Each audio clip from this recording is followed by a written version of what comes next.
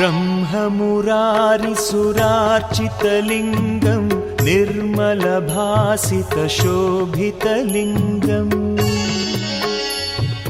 जन्मज दुःखविनाशकलिङ्गं तत्प्रणमामि सदा शिवलिङ्गम् देवमुनिप्रवरार्चितलिङ्गं कामदहनकरुणाकरलिङ्गम्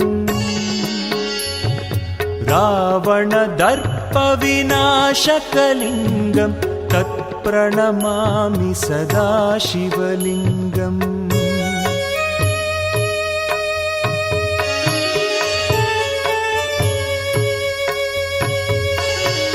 सर्वसुगन्धसुलेपितलिङ्गं बुद्धिविवर्धनकारणलिङ्गं सिद्धसुरासुरवन्दितलिङ्गं तत्प्रणमामि सदा शिवलिङ्गम्